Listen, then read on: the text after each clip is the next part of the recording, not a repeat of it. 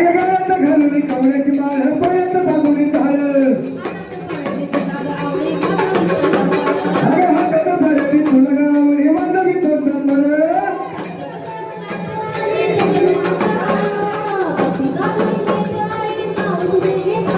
आई तू बकरी आंगरी जागा विचारात सारी आई तू बकरी आंगरी जागा विचारात सारी आंबे बोल